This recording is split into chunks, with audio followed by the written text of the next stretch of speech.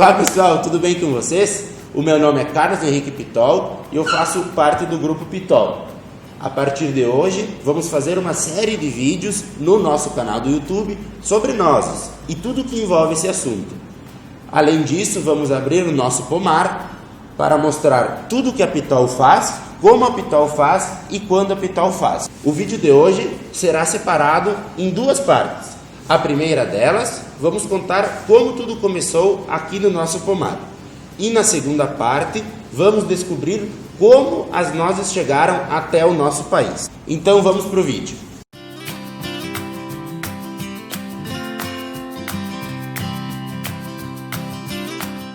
O primeiro convidado do nosso novo formato de vídeos é uma pessoa muito especial para nós. É o idealizador e fundador dos Viveiros Pitol, o seu Luizinho Pitol. Vovô, agora o senhor pode se apresentar para o pessoal, dizer o seu nome e como começou a tua história com as nozes. Alô pessoal, eu me chamo Luizinho Pitol, um dos primeiros enxertadores aqui de Antagorda. As primeiras nozes foram introduzidas no ano 44 pelo senhor Armínio Mioto. Foi o primeiro prefeito de Antagorda e foi um grande batalhador sobre a Nogueira Pecan. As mudas vieram de São Paulo, da Dienberg, já era muda enxertada de lá que vieram aqui para Antagorda. E começaram a produzir. O senhor Armínio Mioto daí fazia as mudas, mas era pé franco. Vendia os pés francos, que nós, os primeiros 10 pés, ele nos cedeu, mas era pé franco. Foi na década de 60, por aí, que começou então a introduzir os enxertos. Daí eu fui um dos primeiros enxertadores.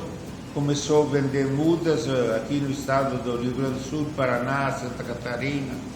Foi vendido mudas e o auge mesmo da Nogueira foi na década de 70, quando tinha um incentivo fiscal e quem plantava Nogueira era isento de imposto de renda, então foi plantada muita muda, mas não foi lá bem cuidadas também, né? Vô, e mais uma pergunta. Como é que era a comercialização das mudas? Como é que vocês vendiam? Para onde vocês vendiam na época lá de 70? Na época de 70 tinha 4, 5 reflorestadoras. Era a Santa Úrsula de Chapecó, e tinha a Planta, tinha a Unicinos aqui do Rio Grande do Sul. Eles faziam esses plantios, grandes plantios, né? Sim. E o senhor vendia muda já nessa época? E eu fazia o meu viveirinho, mas eu não tinha ainda viveiro registrado. O senhor Hermínio Mioto vendia as minhas mudas também, que nós trabalhávamos para o Hermínio Mioto e nas horas de folga fazia o viveirinho para vender as mudas, né? Sim, sim. E o senhor tinha me contado de uma história que o senhor foi visitar lá os teus parentes no Paraná. Conta para o pessoal. Eu gostava tanto da muda de Nogueira. Eu fui visitar uma vez os parentes lá no Paraná e eu botei 2 mudas de Nogueira junto da mala da roupa. Dentro era comprida meio metro, um pouco mais, enxertinho de 4 dedos. Levei 2 mudas lá para o Paraná. Dentro da mala? Dentro da mala da roupa, enrolada num saco plástico. E elas estão ainda lá, as mudas ou não? Uma está ainda lá, plantou as 2 mudas, tinha pegado, e uma amarraram um boi. E aí? E deu mutuca no boi e arrancou a muda também. E uma está lá, ela está produzindo 150 quilos de nozes. Muito bem. Viu, galera? Não botem o boi amarrado na planta quando ela é nova, né? Já fica uma dica. Vô, e a última pergunta então, se tu ainda acredita nas nozes e por que tu ainda acredita nelas agora já em 2020?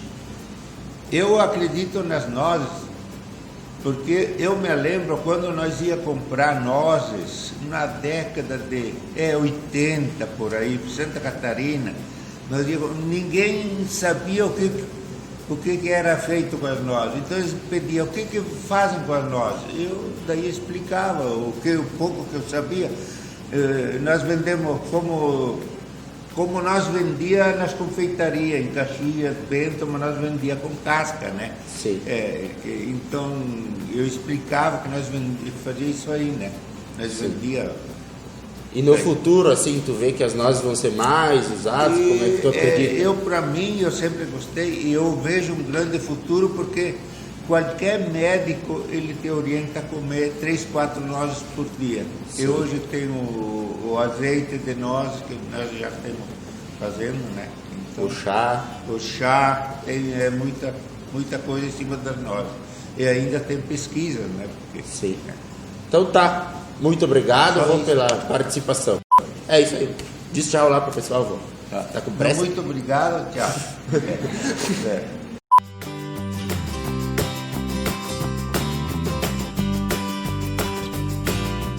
Bom, pessoal, então, a segunda parte do vídeo, como prometido, a gente vai descobrir como as mudas chegaram aqui no nosso país. Para isso, a gente convidou uma pessoa que já trabalha aqui também no Grupo Pitol há mais de 15 anos, que é o Júlio, engenheiro agrônomo, e tem muito conhecimento nessa área e vocês vão ver bastante ele aqui no canal. Muito bem. A Nospecan, ela é centenária no Brasil.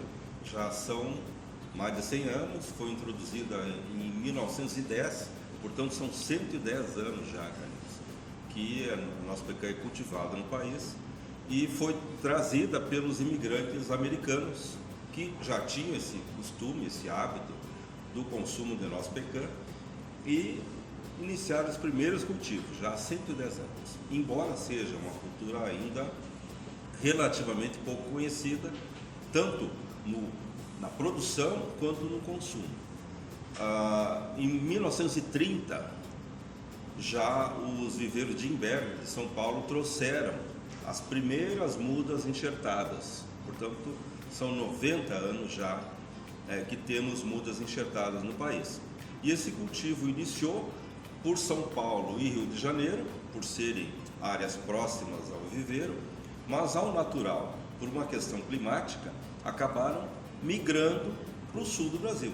Foi quando o primeiro prefeito de Antagorda, Mioto, trouxe essas mudas enxertadas do viveiro de Imberbe e começou o plantio em Antagorda, já mencionada muito bem pelo seu Luizinho. Então, ao redor dos anos 60, 66 mais ou menos, que foram enxertadas as primeiras mudas de Nospecan em Antagorda, que foi o pioneiro da Nospecan no Brasil. Muito bem. Júlio, tu poderia explicar para nós, para o pessoal do canal, o que é um enxerto e se elas já vieram enxertadas quando foram exportadas a primeira vez aqui para o Brasil? Certo, de fato, as primeiras mudas vieram já enxertadas. Qual é o motivo de enxertar, Carlinhos? Uma planta de pé franco, aquela não enxertada, ela acaba sendo mais tardia. O início da produção vai começar lá pelos 10, 12 anos e normalmente é uma planta menos resistente a doenças e pragas. Então, a finalidade da enxertia, em primeiro lugar, é juntar a rusticidade da planta pé franco ou do porta-enxerto, como é denominado, com o potencial de produção da planta matriz a ser enxertada. Então, une as características de rusticidade do pé franco com as características de produtividade e precocidade da planta enxertada. Ao invés de 12 anos para iniciar a produção, essa produção vai iniciar já no 4º ano. Então, esse é o motivo da enxertia. E existem diversos tipos de enxertia. E a que se adaptou melhor para a Nospecan, onde os enxertadores aqui de Antagorda, com uma prática muito grande, ensinados pelo seu Luizinho, conseguem um pegamento superior a 90%, foi a chamada enxertia de borbulia ou de borbulha, que é feita no verão. Muito bem. Júlio, naquela época, como é que eram feitas as pesquisas? Se tinha pesquisa naquela época também de nozes e como elas andam hoje também a respeito das mudas?